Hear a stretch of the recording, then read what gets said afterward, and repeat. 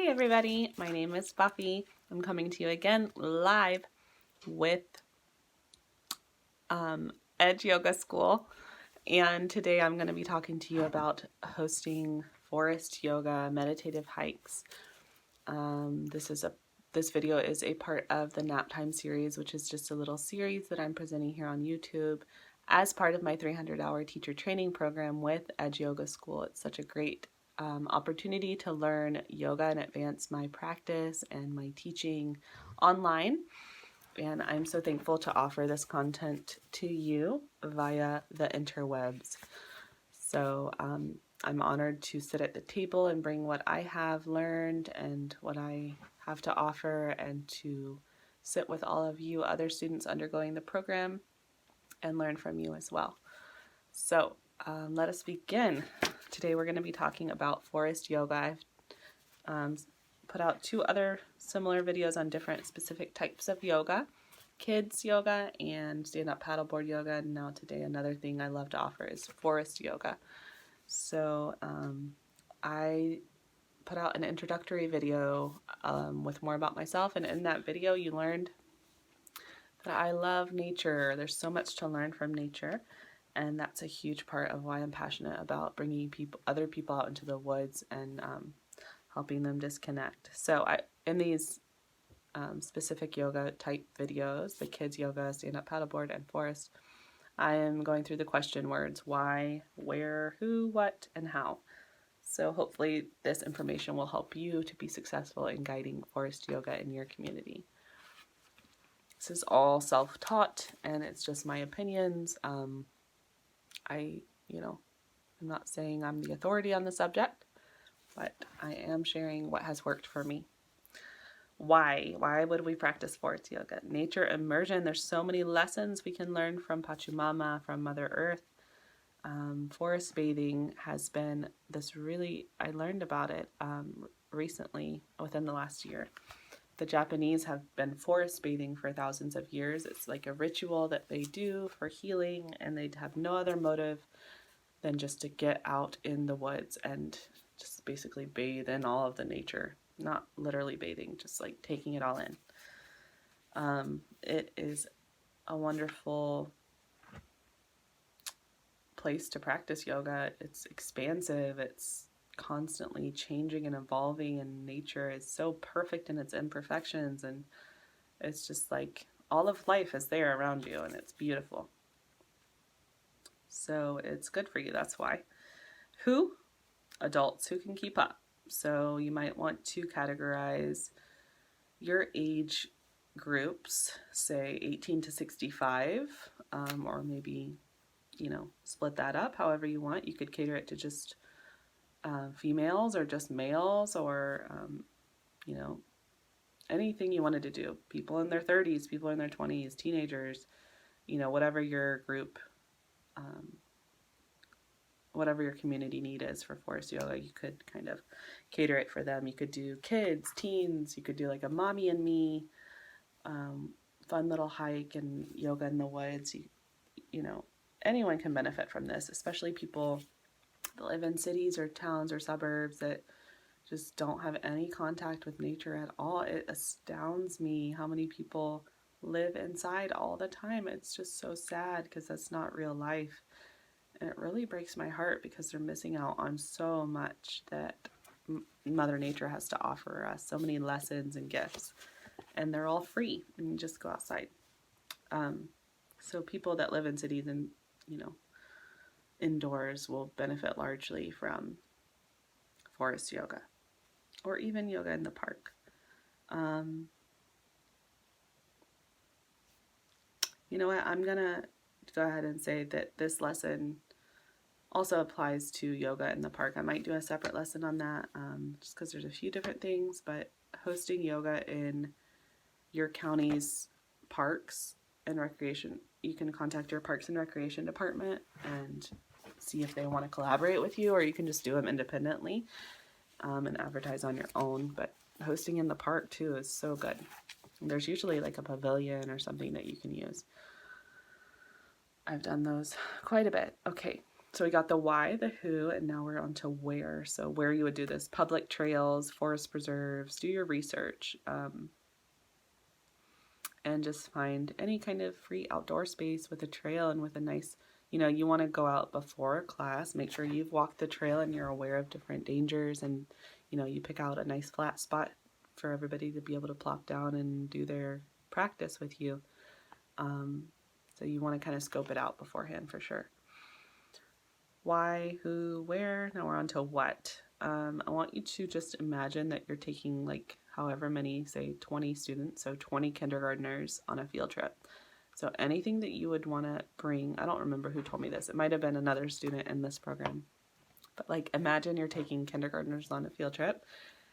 Anything that they might possibly need. So a first aid kit that has like antihistamine in case someone has an allergic reaction, pain reliever, bandages, anything, you're in a natural environment and things can happen.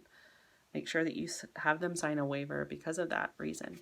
So a first aid kit, bug spray for sure, extra water in case someone forgot theirs, and extra snacks. You might want to bring extra mats in your car, or ropes if they don't have like a carrying case. You could rig one up really quick.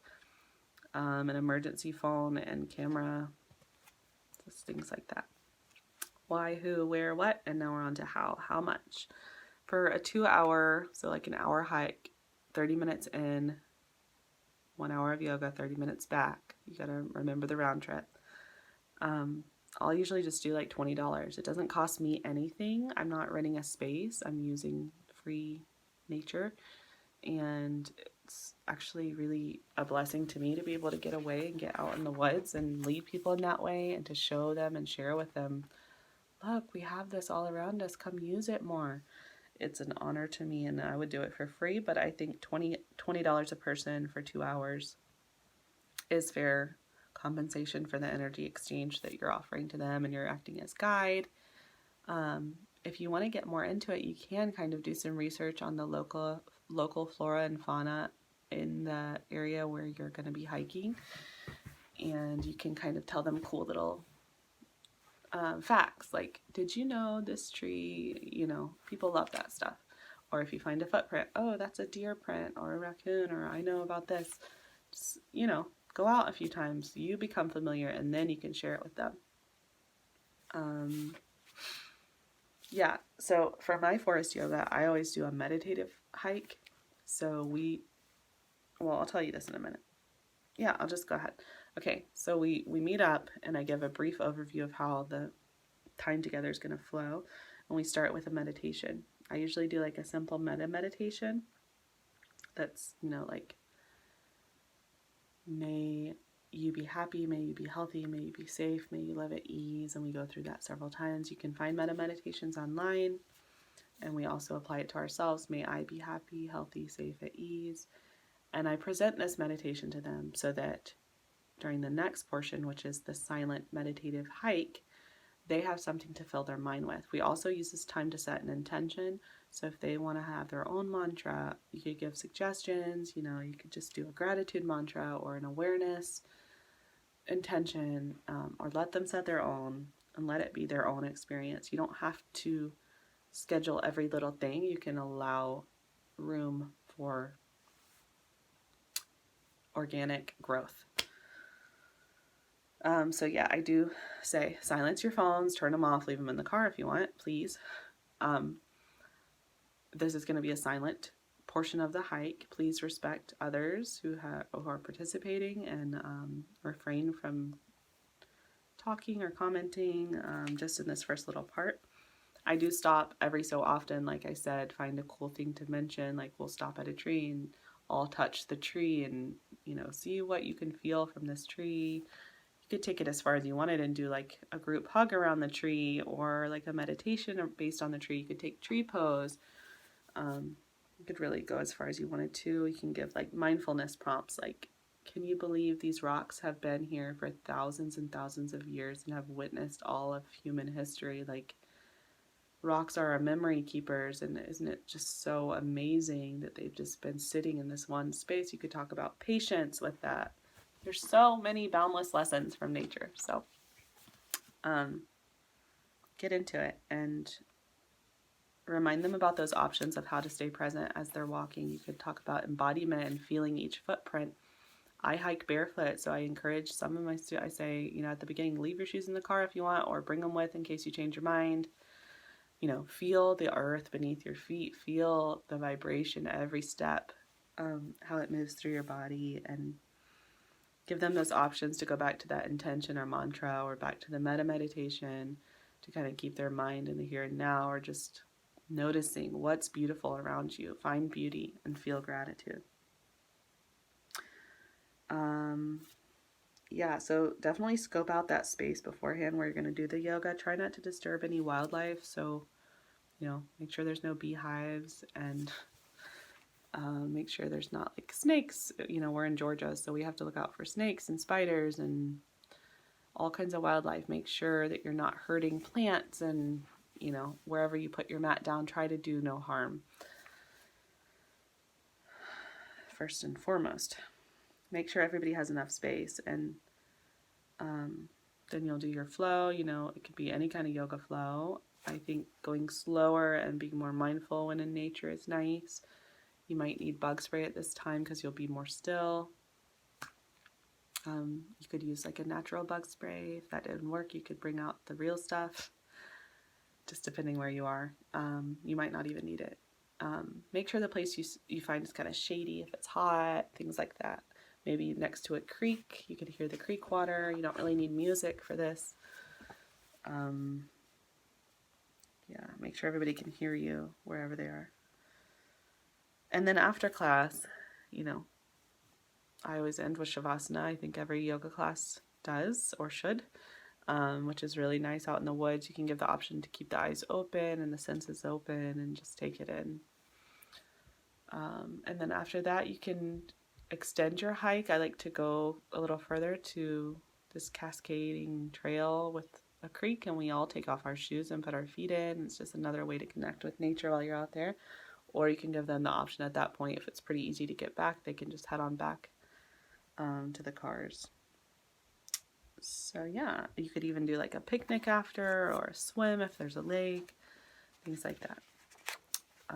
So that is about all I have on forest yoga, and I really hope you'll give this a try. There's usually some type of nature within an hour's drive of everybody. Find some cool spots and then share it with others, and this is our gift. So I hope that you learned something today from this content that I shared. Hope it's beneficial, and I hope you're enjoying your journey as a yoga teacher and student. Namaste.